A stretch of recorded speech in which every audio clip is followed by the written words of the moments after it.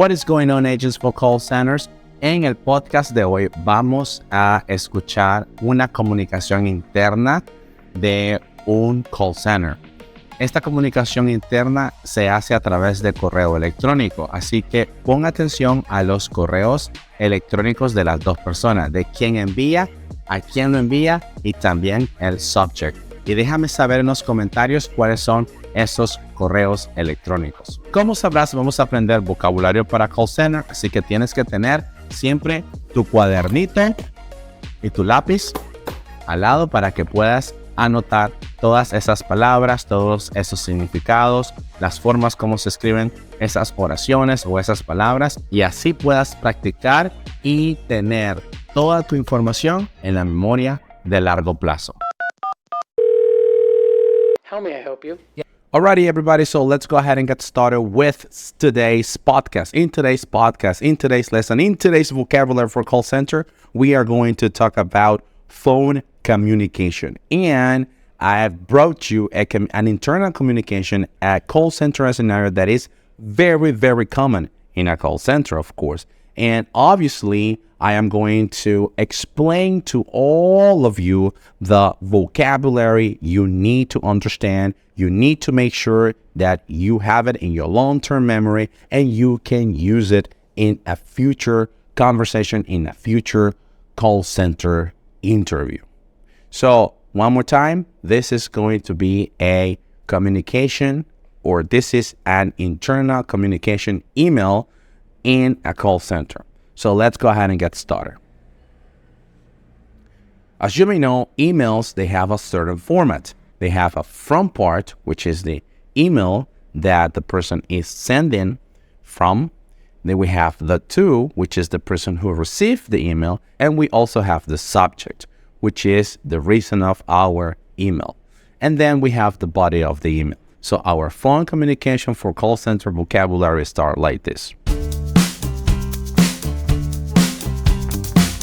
From cway2 at barberhold.com to gmcbride at barberhold.com. Subject, call ID 427691. Hi, Jean. A few comments about your last call. You did an excellent job expressing empathy, good use of positive language. I'm impressed with your courtesy and professionalism. I noticed there was some dead air. Make sure to tell the customer what you're doing. Don't risk losing rapport. At one point, you interrupted her. Make sure to apologize next time. You use a lot of jargon towards the end. Try not to be so technical. It's a bit of an overload. Don't forget to address the customer by name. We want to personalize the call experience. Come see me if you have questions. Candace.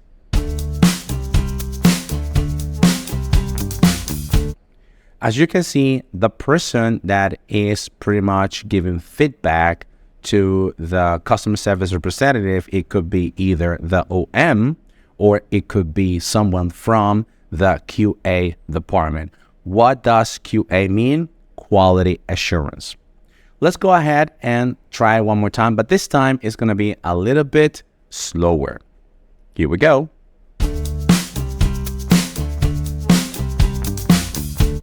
From cwade2 at barberhold.com to gmcbride at barberhold.com. Subject, call ID 427691. Hi, Jean. A few comments about your last call. You did an excellent job expressing empathy.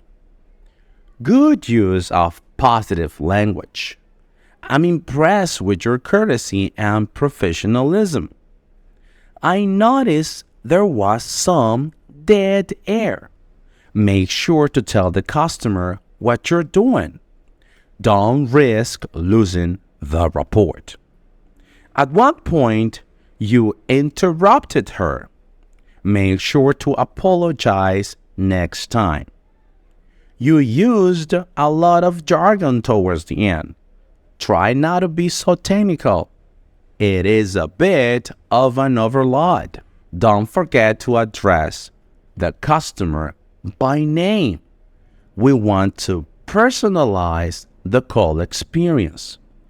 Come see me if you have questions. Candace. What about now, everybody? Were you able to understand the whole message?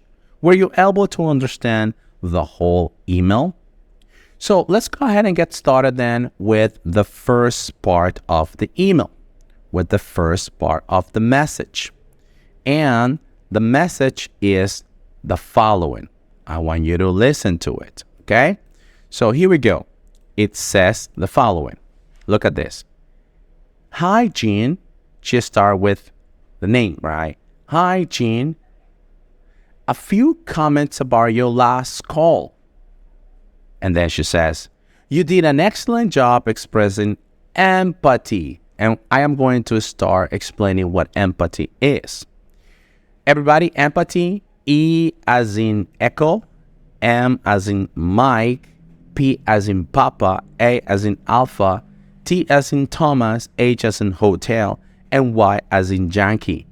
Empathy, everybody, isn't a skill, is an ability you must have in a call center. Empathy is that type of ability that you use to understand other people's feelings and problems. When a customer calls in and they start telling you, you know what, I bought this product because of my mother's birthday. I bought this product because it was for my son's birthday. Or I bought this product because it was for my wedding anniversary. So people are, or in this case, customers are telling you their emotions. So you need to know how to use empathy, how to show empathy to your customer. Something very, very simple that you can use as an empathy statement will be the following. Next time, pay attention to this one because this is going to be super important. Next time you go to a call center and the recruiter asks you, do you know the meaning of empathy? You'll say, empathy is putting yourself in customer's shoes. And a good example of empathy is, Mr. Customer, I totally understand how frustrating this situation is. If I were in your shoes, I would also feel the same. That is empathy. Empathy is pretty much putting yourself in customer's shoes and telling the customer that you also feel the same emotion the customer is going through because of his product didn't arrive, his service, the service that he didn't receive. That would be empathy. Let's continue. You did an excellent job expressing empathy. Good use of positive language. One more time. Positive language. And what is positive language? Positive. Positive. Positive. Language. Language. Positive language. And what does it mean, positive language? Let's go ahead and take a look.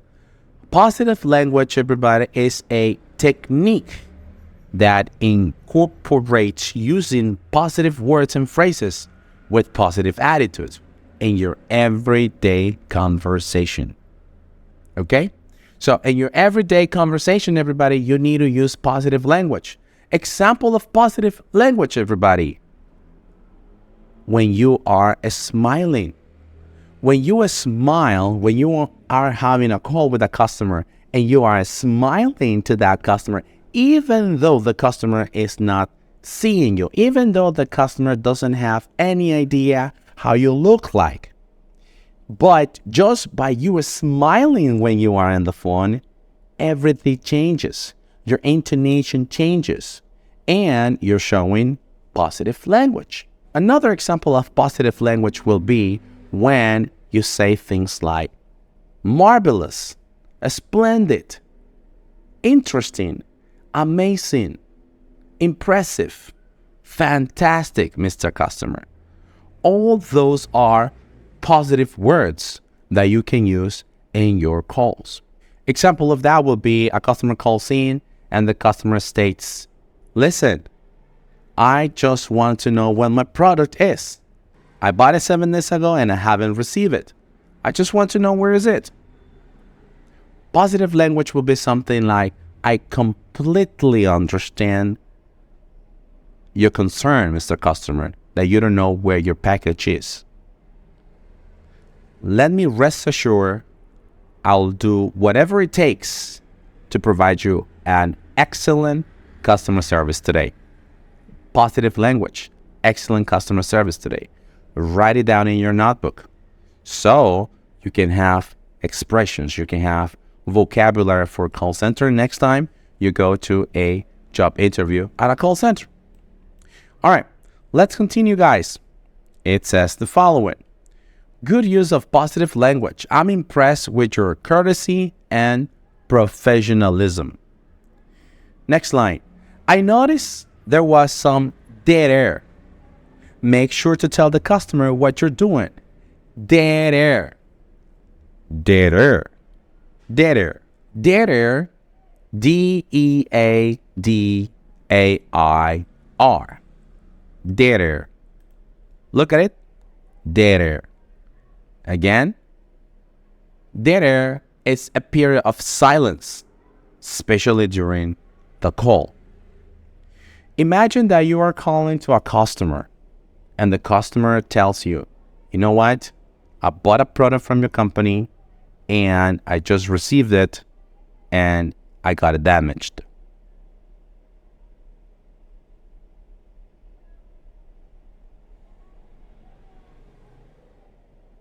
So if you stay like this, quiet, that will be dead air. You can't put yourself in a position where dead air is on the call. You need to tell the customer, you need to inform the customer what you're doing. Mr. Customer, that's part of the communication. Mr. Customer, something that I'm doing right now is pulling up your account. Mr. Customer, I am just checking the information on your account. Mr. Customer, at this moment in time, I'm just making sure that I am going to be able to provide you with a splendid customer service level. You need to communicate what you're doing to the customer so you avoid dead air. Let's move on. I noticed there was some dead air. Make sure to tell the customer what you're doing. Don't risk losing the report. At one point, you interrupted her. Make sure to apologize next time. Now, this is a really nice word, rapport. R-A-P-P-O-R-T. One more time, R-A-P-P-O-R-T. Rapport. And be careful with this word because it's not report, it's with a. Rapport. Pay attention to the difference. Report, rapport, rapport, report, rapport. And the word that we are learning today is rapport. And rapport, everybody, is trying to understand someone, trying to communicate well with that person, trying to find common grounds. Let me go ahead and tell you the following. When you were younger, maybe there was a game, and the name of the game in English is hide and seek, right? In Spanish, at least here in Nicaragua, we call it las escondidas, where one person counts from 0 to 10 with his eyes blindfolded, and the other people just run away from this person and hid themselves in a place where they cannot be found. That is hide and seek. That is las escondidas. So, right now, what am I doing with you guys is trying to find common grounds. And I can ask you a question like, hey, do you remember when you were playing hide and seek? Do you remember when you were just a kid and you were playing las escondidas? You remember that part of your life? And you will start remember that part. And the good thing about the report is that customers are going to do the same. They are going to remember what they felt, what they lived, what they went through. If you talk about the city where they are, if you talk about the weather where they are, if you talk about their experiences where they are. And that is building rapport. That is another fantastic skill that you should have as a customer service representative. Building rapport. Understand somebody's opinion, somebody's situations, and communicate well with that person, with them. That is rapport. Let's continue. Don't risk the report. At one time, you interrupted her. Make sure to apologize next time. Next line. You use a lot of jargon towards the end. Try not to be so technical. It's a bit of an overload. Jargon. Jargon. Jargon, everybody, are the words, are the expressions that you use in a particular situation. This type of jargon or this type of vocabulary are used by a group or by a professional group of people that they are talking always about the same thing. Let me give you an example. If you have a father and your father is a doctor, your father is going to talk only about medicine vocabulary. That is the jargon he uses. If you talk to a customer service representative who works at FedEx, he is going to know every single word, every single vocabulary when it comes to delivering parcels.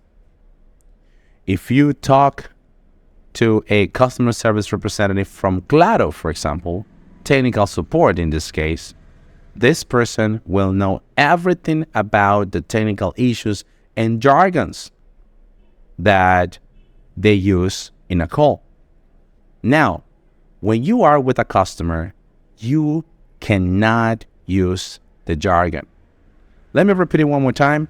You cannot use the jargon. Why? Because if you use jargon when you are with a customer, what is going to happen is that the customer is not going to understand you. And it could be a very difficult moment for you and for the customer. You need to explain jargon vocabulary in simple words, in simple English, so customers can understand what you're talking about. Jargon. If you work for a bank, you're going to learn jargons about bank, vocabulary about banks. If you worked for a retention account, you're going to learn jargon about how to retain the customers, how to retain the product, how to talk about the product that you are going to retain. Jargon. Okay? So you cannot use a lot of jargon to the customer. Next sentence. Don't forget to address the customer by name. Address. Address has two pronunciations. We say address, which is the place, which is the physical place where you live. And we say address, the second pronunciation, on the second syllable. Address. Don't forget to address the customer by name. In this case, address means to talk. Don't forget to mention. Don't forget to say. Don't forget to name. Don't forget to call. the customer by his or her name. That will be address. Overload. Overload. Overload is when you put a lot that is more than allowed. You put more things or you put more people into one thing that was designed to carry less. Weigh down, burden, overburden. Those are synonyms of overload. When you act as a customer service representative, you can overload the customer with a lot of information. You can say more than the things that you need to say. If the customer requests for something, just stick to the plan. Stick to what the customer is requesting, because that would be considered miscommunication if you do the opposite.